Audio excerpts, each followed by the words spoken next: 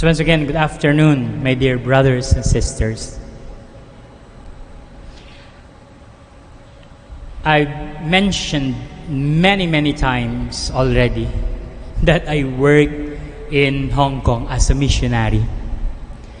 At alam nyo, sa Hong Kong, madami kami dyan ng mga parishioners, churchgoers, mga Catholics that are old and also that they came from the mainland China.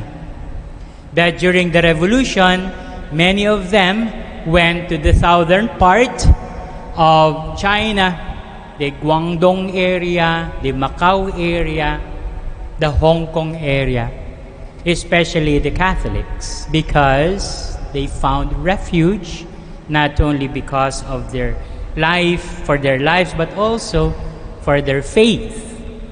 Kaya, paminsan-minsan, may lalapit sa iyo at sasabihin na, Father, I am a Catholic. Syempre, pag Catholic, ang sunod mong itatanong ay kung meron ka bang baptismal certificate. Kung wala, baka may confirmation certificate. Kung wala, baka may marriage certificate na maglalagay na you are a Catholic. Lalo na yung iba na gustong mag-avail ng cemetery. Sementeryo. Kasi yung sementeryo ng mga Katoliko ay meron pang mga space. Ang hirap din kasing magpalibing sa Hong Kong. Sasabihin, wala. Nasunog, naiwan, hindi na mabalikan, wala na yung parokya na pinagbinyagan. Unlike here, sa atin, pag bininyaga ka sa isang parokya, chances are, ando ng records. Wala ng records. Anong gagawin natin? In a meeting, may isang matandang pare, full of wisdom. Although, pabiro niyang sinabi. Sabi niya, madali lang yan. Pagdasalin mo ng Aba, Ginoong Maria.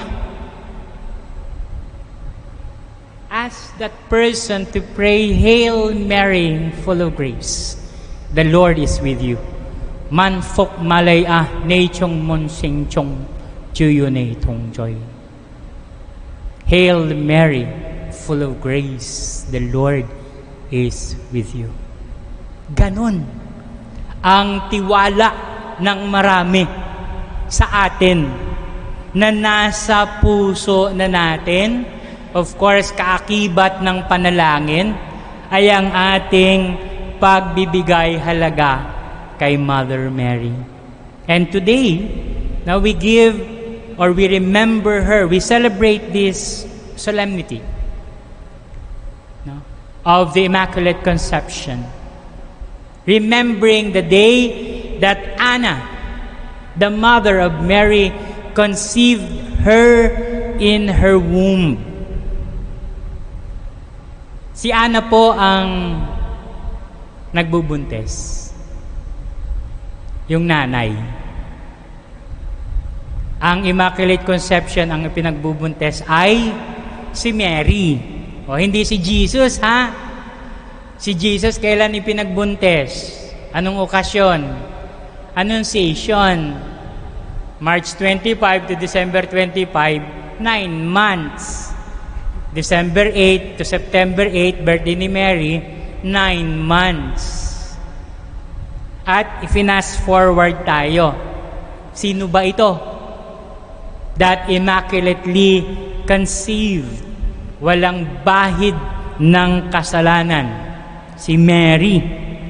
And by calling her, preparing her to be the mother of Jesus, the mother of Savior, pinapakita sa atin ng Panginoon na may tiwala na ulit ako sa mga tao.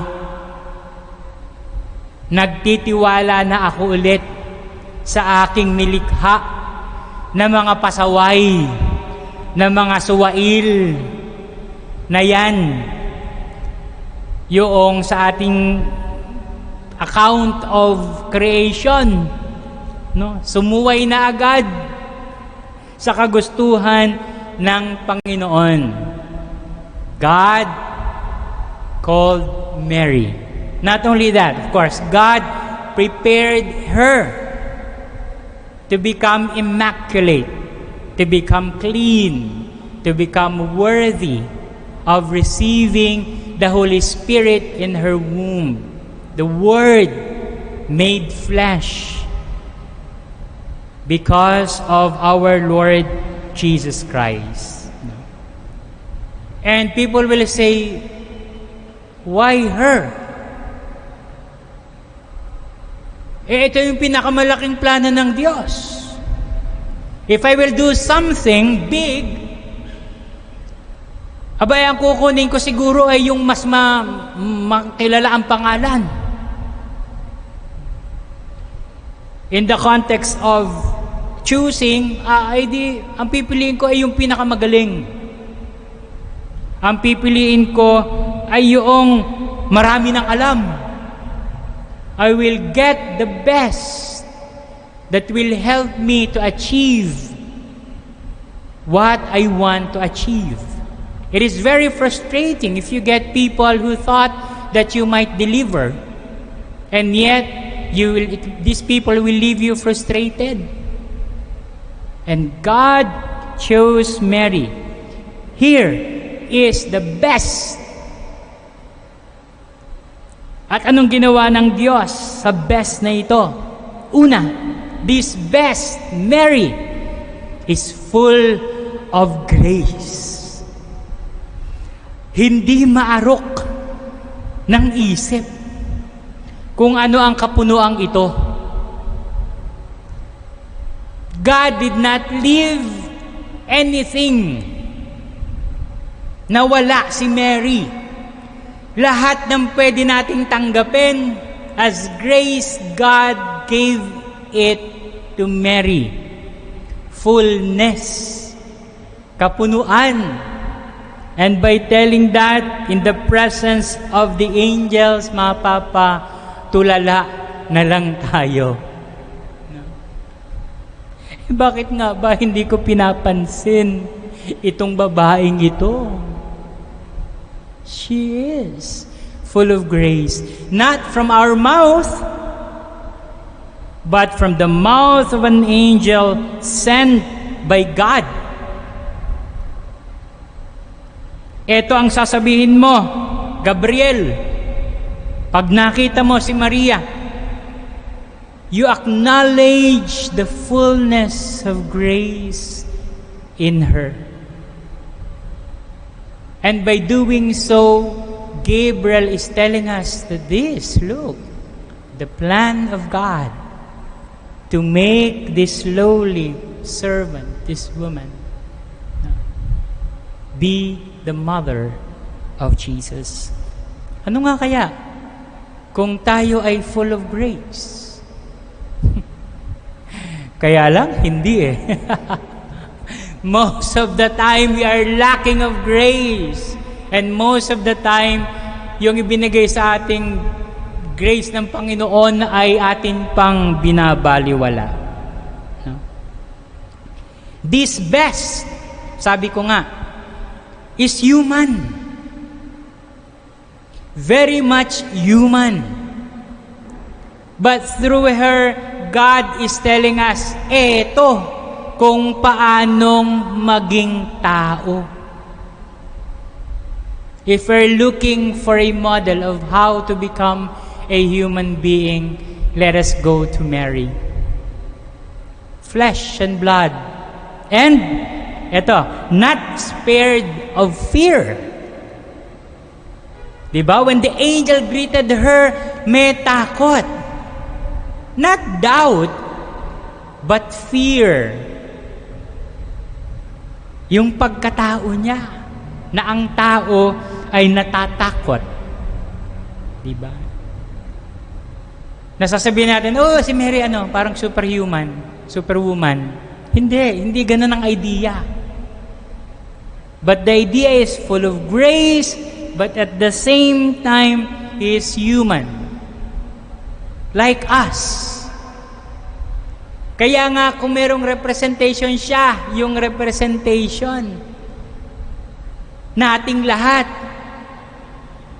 na kumakatawan sa atin at naging kalugod-lugod sa Diyos.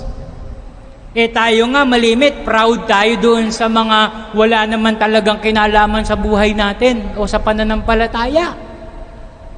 Halimbawa, may nanalong Miss Universe from the Philippines. Nako, baha ang social media. Yehey, nanalo tayo. Ba, nakikitayo ka ha? Mabuhay ang Pilipinas. Bakit? Kasi kasama tayo. How much more is Mary? Human like us, and yet chosen by God. So let us be joyful. Let us be happy that one among us was chosen to become the mother of Jesus, full of grace, immaculately conceived. And thirdly is that she is full of grace, she is human, not spared of fear. Do not be afraid, Mary. And this best is full of humility and trust. I am the handmaid of the Lord. May it be done to me according to your word. Gaano kabata ba itong si Mary? Noong siya ay tinawag ng Panginoon, very, very young. May mga claims na most likely 14, 15 years old. And it's not new that a young lady like her will be betrothed to an probably older man. Diba? Siya ay na-engage na kay Joseph. More likely through a matchmaker. Bakit? Dahil sa kanilang tradisyon. May isang mama, may isang dilag. I-match natin so that they could start a family. And yet, even in her young age, she did not fully understand yet what God wanted her to do. In humility and trust, I am the handmaid of the Lord. How many of us would say, I am the handmaid of Jesus? I am the handmaid of the Lord. That is why I will do whatever God asked me to do. I am a servant of the Lord. That's why when God tells me to love, magmamadali akong magmahal. I am the handmaid of the Lord. Kaya nung sinabi sa akin ni Jesus, I will forgive, I immediately forgive. I will be the handmaid, I will be the servant of the Lord. Pag sinabi ng Panginoon na, you become humble. You become the servant of all. Pag sinabi ng Panginoon na, you go, visit your brothers and sisters. Eto si Mary. Gaano kalaki ang bahagi o papel na ibinigay sa kanya ng Panginoon. Most likely, she have heard already ang plano ng Panginoon. Binabasa naman yan through the scriptures, through the Old Testament, sa mga synagogue, ang gustong mangyari ng Panginoon. And here is Mary. May takot, diba?